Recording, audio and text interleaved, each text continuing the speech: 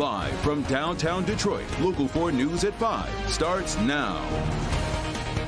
A thorn in the side of Detroiters for years is getting a total overhaul. The city's towing system getting a fresh start, which should be good news for drivers.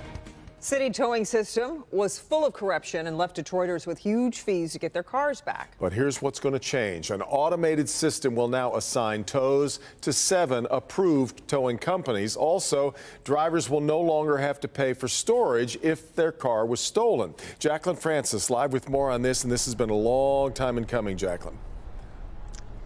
Devin and Kimberly, it has, and today city leaders were really honest about those past failures, promising transparency and fairness moving forward. The city of Detroit is turning the page when it comes to towing, following a corrupt past where companies were picked by the Board of Police Commissioners. Over the years, we've seen a lot of very troubling practices. We saw any police officer who found a car calling their favorite tower and getting it towed. Rolling out a new system next week, the city has given 7 tow companies contracts, while ruling out others they say weren't up to par. We ended up with 7 companies that we believe are professional and ethical companies. There will be an automated software system that determines which company receives towing requests. Each company gets a turn, and any favoritism will be flagged by the system. The Detroit Police Department will also take over 35 to 40% of the tows, including all stolen vehicles. Victims of such crimes will no longer be subjected to out-of-pocket costs. If you have a hardship case, you don't have insurance covering your auto theft, we will waive the storage fees. The mayor thanking the police chief and city council for helping build a more transparent and equitable system. The city council wants to restore public trust and turn the page in the towing process in Detroit. And for that, I say thank you. Another cool feature to mention is that drivers will have the ability to track their vehicle on their phone, and you can even see photos of your car that were taken at the time of impound. Reporting live at Detroit Police Headquarters, Jacqueline Francis, Local 4. So, Jacqueline, all happening pretty fast here. What day is the official launch? Monday is the official launch, and that includes all 7 of those contracts for those towing companies. And the website you need to remember is findmytowedcar.org. Findmytowedcar.org. Going to help a lot of folks. All right, Jacqueline. All right, new numbers released this afternoon by the state shows COVID is on the rise here in Michigan. 13,043 new cases have been reported in the last 7 days. That averages out to 1,800 cases per day and is noticeably higher than last week. 181 new deaths are also being reported over that same 7-day period.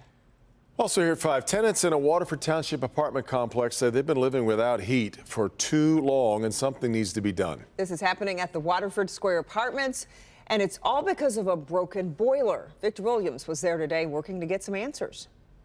When we originally brought you this story back in November, it was a little bit warmer, but now with temperatures getting ready to plummet even more, there's another cause for concern.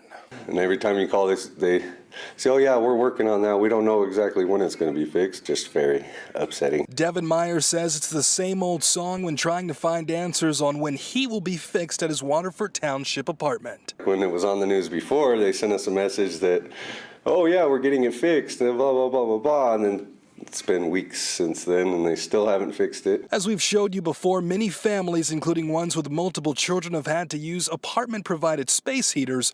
But along with worries of a fire breaking out, Tony Starrett says it causes major inconveniences too. If you put 2 heaters on the same circuit, it'll blow.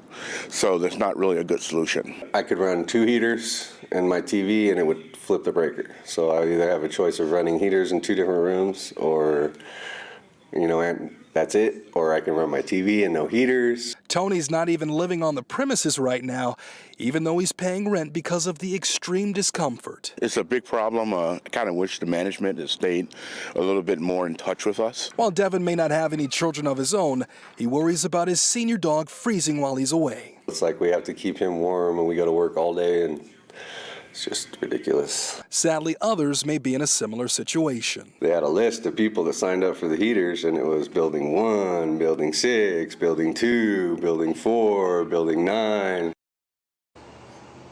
Now, no one from the apartment complex was able to comment on the matter, but I'm told by Waterford Township officials that they are working very hard to make sure that these repairs are done, and they should see some type of change by next week.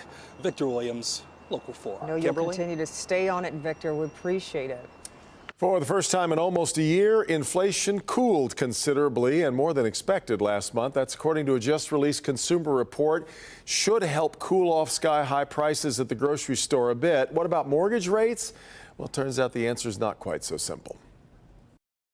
After feeling the squeeze of rising costs for months, a new federal report shows inflation is cooling, and President Joe Biden says it's a promising sign for Americans. This new report is the 5th month in a row where annual inflation has fallen in the United States. According to the Bureau of Labor Statistics, prices rose 7.1% annually in November.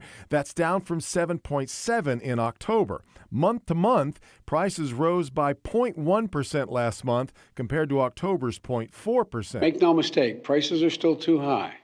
We have a lot more work to do, but things are getting better. But what does this actually mean for Americans? Economist Joe Brusuelas says lower prices for those essential everyday items like food and gas. And that as we move forward in the next year, prices are going to move back towards what can be better be described as generally stable. Meanwhile, United Airlines is feeling confident about the economy, announcing a massive purchase for at least 200 Boeing planes. This is a really big step for United. In terms of a recession impacting the travel industry, United CEO Scott Kirby says he doesn't see one coming. We just don't see it in our data. In fact, every month we set new records. This week, the Federal Reserve is expected to raise interest rates again, aiming to cool down the economy a little more and bring down inflation, all while avoiding triggering a recession. Economists say the Fed could begin loosening its policy next year as more data points to lower inflation. The November inflation report provided an early holiday gift for all Americans. Analysts are predicting the Federal Reserve could stop raising rates as soon as March. We will see. Now, within the hour, President Biden signed a bill that creates federal protections for same-sex and interracial marriages. It's called the Respect for Marriage Act, and it passed Congress with some bipartisan support. The bill ensures the federal government recognizes marriages and guarantees full benefits regardless of a couple's sex, race, ethnicity, or national origin. Today's a good day. A day America takes a vital step toward equality, toward liberty and justice, not just for some, but for everyone. Everyone. Toward creating a nation where decency, dignity, and love are recognized, honored, and protected. The bill does not require states to issue marriage licenses that go against their state laws. The bill was set in motion after Democratic leaders expressed concerns about the future of same-sex marriages following the Supreme Court decision to overturn Roe v. Wade. Another big freeway closure coming could impact your weekend plans or your drive to work. Both directions of I-94 are going to be closed between I-75 and the Lodge. The freeway shutting down Friday morning, expected to reopen Tuesday. From Friday night to Sunday night, the closure will extend between I-75 and I-96. Crews are going to be working on the 2nd Avenue and Grand River Avenue bridges. All right, folks living to the west of Michigan are having a rough go of it. Live pictures here from Minneapolis tonight, where they're getting a mix of rain and snow there, and we are in line for some of that weather, too. Yeah. Paul, in for Kim Adams tonight. We are in the clear till tomorrow night, we figure, Paul. Yeah, I mean, the most impactful weather will be coming in tomorrow night, and it could be quite impactful, actually. So we're going to break that down for you literally hour by hour coming up in just a few minutes. But right now, we have another quiet day. It's another quiet evening. Great for shopping if you're going to be heading out.